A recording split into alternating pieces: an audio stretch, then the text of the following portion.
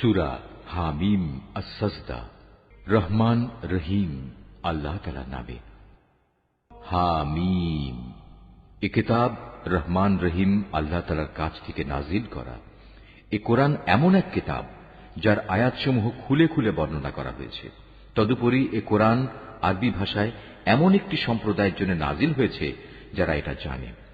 এ কিতাব জান্নাতের সুসংবাদদাতা আর জাহান্নামের ভীতি প্রদর্শনকারী।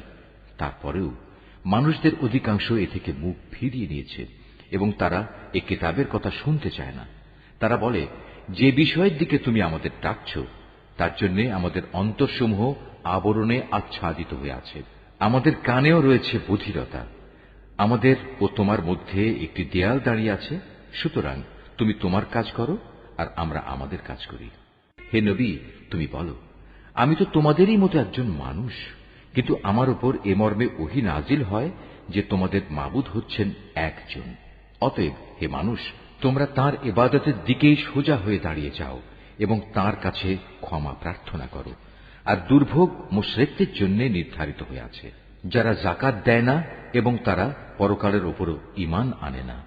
যারা আল্লাহ তাআলার উপর ঈমান আনে এবং নেক কাজ করে তাদের জন্য আখিরাতের জীবনে নিরবচ্ছিন্ন পুরস্কারের ব্যবস্থা রয়েছে। হে নবী, তুমি বলো, তোমরা কি তাকে অস্বীকার করতে চাও যিনি দুদিনে পৃথিবীকে পয়দা করেছেন, এবং তোমরা অন্য কাউকে কি তাঁরই সমকক্ষ হিসেবে দাঁড় করাতে চাও?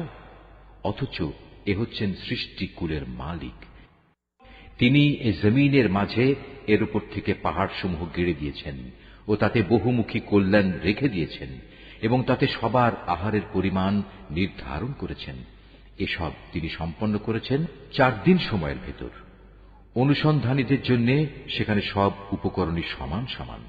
অতঃপর তিনি আসমানের দিকে মনোনিবেশ করলেন, যা তখন ছিল ধূম্রকুঞ্জ বিশেষ।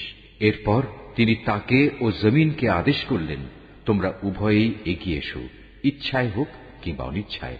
তারা উভয়েই বলল, আমরা অনুগত হয়েই এসেছি।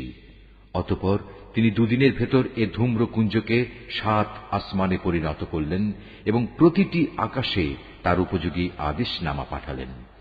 পরিশেষে আমি নিকটবর্তী আসমানকে তারকারাজি দ্বারা সাজিয়ে দিলাম এবং তাকে শয়তান থেকে সংরক্ষিত করে দিলাম। এসব পরিকল্পনা অবশ্যই পরাক্রমশালী ও সর্বজ্ঞ আল্লাহ তাআলা কর্তৃক আগে থেকেই সুবিন্যস্ত করে রাখা হয়েছিল।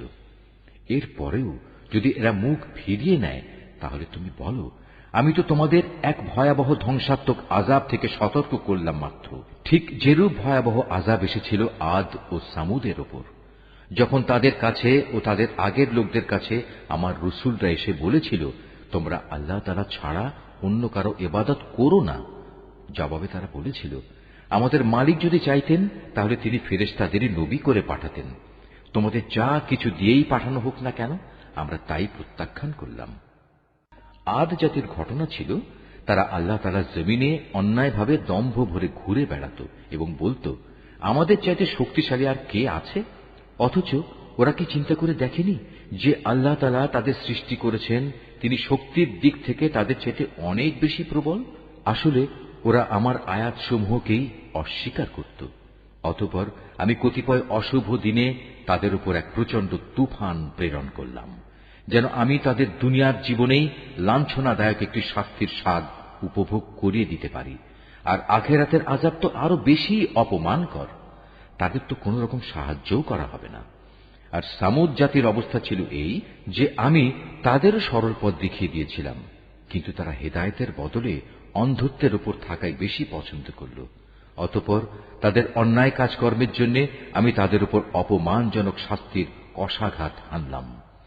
এই প্রলয়ঙ্কারী শাস্তির কষাঘাত থেকে আমি তাদেরই শুধু উদ্ধার করলাম যারা ঈমান এনেছে এবং অপরাধ থেকে বেঁচে থেকেছে। সেদিনটির কথা স্মরণ করো যেদিন আল্লাহ তাআলা দুশমনদের জাহান্নামের দিকে নিয়ে যাওয়ার জন্য জড়ো করা হবে। সেদিন তাদের হাঁকিয়ে বিভিন্ন দলে উপদলে বিন্যস্ত করা হবে। যেতে যেতে তারা যখন তার বিচারের পাল্লার কাছে পৌঁছবে, তখন তাদের কান, চোখ ও চামড়া তাদের যাবতীয় কাজের উপর সাক্ষ্য দেবে। তখন তারা তাদের চামড়াগুলোকে বলবে, তোমরা আজ আমাদের বিরুদ্ধে সাক্ষ্য দিলে কেন? উত্তরে তারা বলবে, আল্লাহ তাআলা যিনি সব কিছুকে কথা বলার শক্তি দিয়েছেন, তিনি আজ আমাদেরও কথা বলার শক্তি দিয়েছেন। তিনি যেহেতু তোমাদের প্রথমবার সৃষ্টি করেছিলেন, তাই তোমাদের তার কাছেই ফিরে যেতে হবে। আল্লাহ তাআলা বলবেন, তোমরা দুনিয়াতে কোনো কিছুই তো এদের কাছ থেকে গোপন করার চেষ্টা করতে না। এটা ভাবতেও পারোনি তোমাদের কান, তোমাদের চোখ ও তোমাদের চামড়া কখনো তোমাদের বিরুদ্ধে সাক্ষ্য দেবে। বরং তোমরা তো মনে করতে তোমরা যা কিছু করছিলে তার অনেক কিছু স্বয়ং আল্লাহ তাআলাও বুঝি জানেন না। তোমাদের এই যে ধারণা যা তোমরা তোমাদের মালিকের সম্পর্কে পোষণ করতে, মূলত তাই তোমাদের এ ভরাডুবি ঘটিয়েছে। ফলে তোমরা মারাত্মক ক্ষতিগ্রস্ত হয়ে গেছ। আজ যদি ওরা ধৈর্য ধারণ করে তাতেও তাদের কোনো উপকার হবে না, জাহান্নামই হবে তাদের ঠিকানা। আল্লাহ তাআলার কাছে অনুগ্রহ চাইলেও কোনো লাভ হবে না, কেননা আজ তারা কোনো অবস্থায় অনুগ্রহ প্রাপ্ত হবে না। আমি দুনিয়ার জীবনে তাদের উপর এমন কিছু সঙ্গী সাথী বসিয়ে দিয়েছিলাম যারা তাদের সামনের ও পেছনের কাজগুলো তাদের সামনে শোভনীয় এবং লোভনীয় করে রেখেছিল। পরিশেষে জিন ও মানুষদের সে দলের সাথে তাদের ব্যাপারেও আল্লাহ তাআলার সিদ্ধান্ত সত্যে পরিণত হল, যারা তাদের আগে অতিবাহিত হয়ে গেছে। অবশ্য এরা সবাই ছিল নিদারুণভাবে ক্ষতিগ্রস্ত। যারা কুফরি পন্থা অবলম্বন করেছে তারা একজন আরেকজনকে বলে, তোমরা কখনো এ কোরআন শুনবে না, তেলাওয়াতের সময় তার মাঝে শোরগোল করো, হয়তো এ কৌশল দ্বারা তোমরা জয়ী হতে পারবে। আমি অবশ্যই কাফেরদের কঠিন আযাবের স্বাদ আস্বাদন করাবো, এবং নিশ্চয়ই আমি তাদের সে কাজের প্রতিফল দেব যে আচরণ তারা আমার কেতাবের সাথে করে এসেছে। এই জাহান্নামই হচ্ছে আল্লাহ তাআলার শত্রুদের যথার্থ পাওনা। সেখানে তাদের জন্য চিরস্থায়ী আযাবের ঘর থাকবে। তারা যে আমার আয়াতসমূহ অস্বীকার করত, এটা হচ্ছে তারই প্রতিফল। কাফেররা সেদিন বলবে, হে আমাদের মালিক, যেসব জিন ও মানুষ দুনিয়ায় আমাদের গোমরা করেছিল, আজ তুমি তাদের এক নজর আমাদের দেখিয়ে দাও। আমরা তাদের আমাদের পায়ের নিচে রাখব, যাতে করে তারা আরো বেশি লাঞ্ছিত হয়। অপরদিকে যারা বলে আল্লাহ তাআলাই হচ্ছেন আমাদের মালিক, অতঃপর এ ঈমানের উপর তারা অবিচল থাকে। মৃত্যুর সময়ে যখন তাদের কাছে ফেরেশতা নাজিল হবে এবং তাদের বলবে, হে আল্লাহ তাআলার প্রিয় বান্দারা, তোমরা ভয় পেও না, চিন্তিত হয়েও না। উপরন্তু তোমাদের কাছে যে জান্নাতের ওয়াদা করা হয়েছিল, আজ তোমরা তারই সুসংবাদ গ্রহণ করে আনন্দিত হও। আমরা ফেরেশতারা দুনিয়ার জীবনেও তোমাদের বন্ধু ছিলাম, আর আখিরাতেও আমরা তোমাদের বন্ধুই থাকব। সেখানে তোমাদের মন যা কিছুই চাইবে তাই তোমাদের জন্য মজুদ থাকবে, এবং যা কিছুই তোমরা সেখানে তলব করবে তা তোমাদের সামনে হাজির থাকবে। পরম ক্ষমাশীল ও দয়ালু আল্লাহ তাআলার পক্ষ থেকে এ হচ্ছে তোমাদের সেদিনের মেহমানদারি। তার চেয়ে উত্তম কথা আর কোন ব্যক্তির হতে পারে যে মানুষদের আল্লাহ তাআলার দিকে ডাকে এবং সে নিজেও নেক কাজ করে এবং বলে, আমি মুসলমানদেরই একজন। এই আয়াত যিনি তেলাওয়াত করবেন এবং যিনি এই আয়াতটির তেলাওয়াত শুনবেন, তাদের সবাইকে এখানে একটি সাজদা আদায় করতে হবে। এটা ওয়াজিব। হে নবী, ভালো আর মন্দ কখনোই সমান হতে পারে না। তুমি ভালো কাজ দ্বারা মন্দ কাজ প্রতিহত করো, তাহলেই তুমি দেখতে পাবে তোমার এবং যার সাথে তোমার শত্রুতা ছিল তার মাঝে এমন অবস্থা সৃষ্টি হয়ে যাবে যেন সে তোমার অন্তরঙ্গ বন্ধু। আর এ বিষয়টি শুধু তাদের ভাগ্যেই লেখা থাকে যারা ধৈর্য ধারণ করে, এবং এ সকল লোক শুধু তারাই হয় যারা সৌভাগ্যের অধিকারী।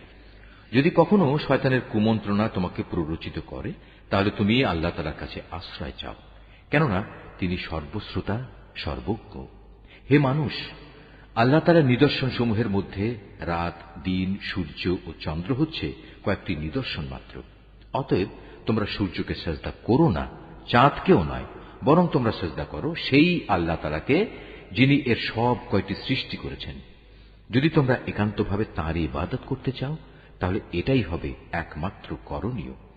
অতঃপর হে নবী, এরা যদি অহংকার করে তাহলে তুমি ভেবো না, যারা তোমার মালিকের সান্নিধ্যে রয়েছে তারা তো রাত দিন তাঁরই পবিত্রতা ও মহিমা ঘোষণা করে যাচ্ছে, তারা বিন্দু মাত্র এতে ক্লান্ত হয় না।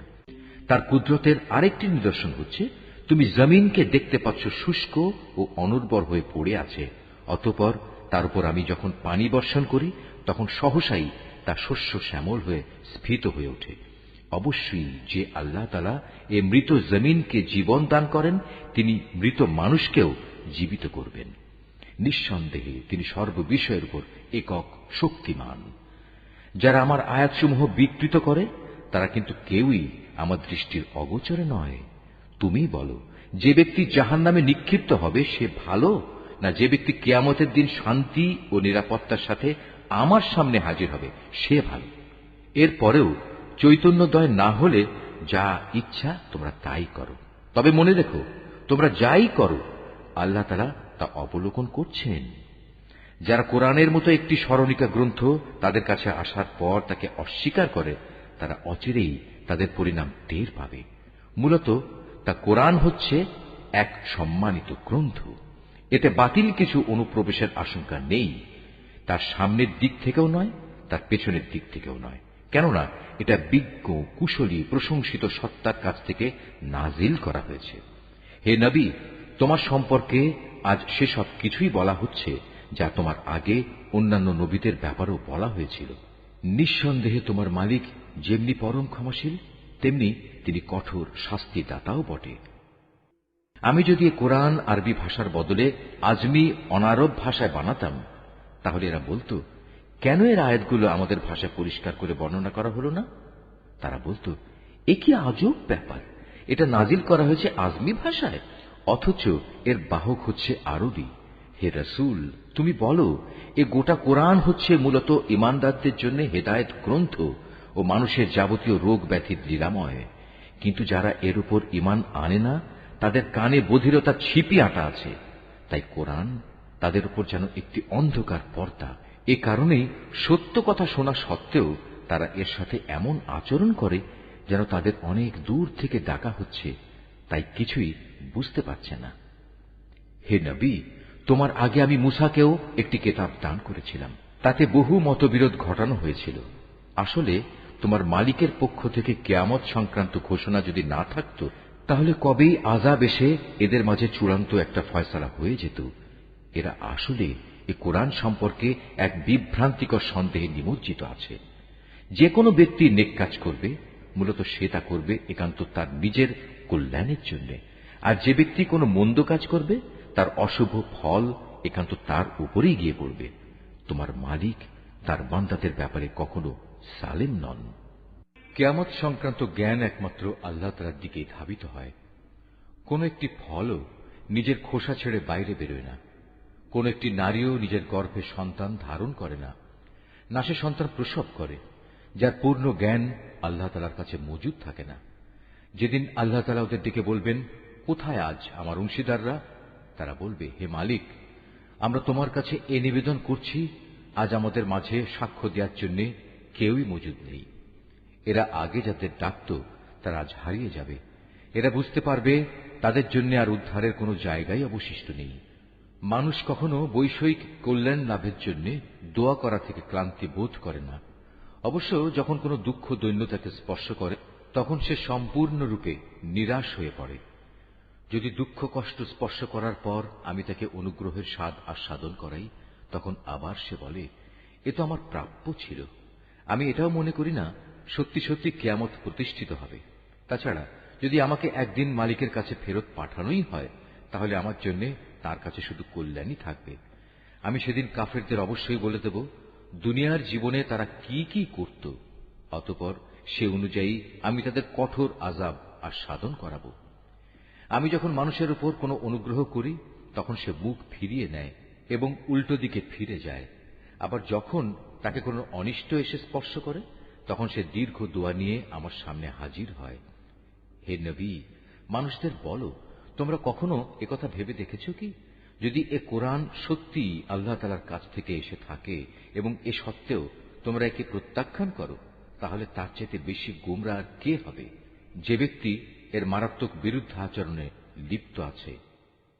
অচিরেই আমি আমার কুদরতের নিদর্শনসমূহ দিগন্ত বলয়ে প্রদর্শন করব এবং তাদের নিজেদের মধ্যেও তা আমি দেখিয়ে দেব, যতক্ষণ পর্যন্ত তাদের উপর এটা পরিষ্কার হয়ে যায় যে এ কোরআনই মূলত সত্য। হে নবী, তোমার জন্য এ কথা কি যথেষ্ট নয়? তোমার মালিক তোমার সব কিছু সম্পর্কে অবহিত।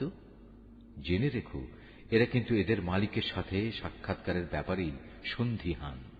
আরো জেনে রেখো, এদের সব কিছুই আল্লাহ তাআলা পরিবেষ্টন করে আছেন।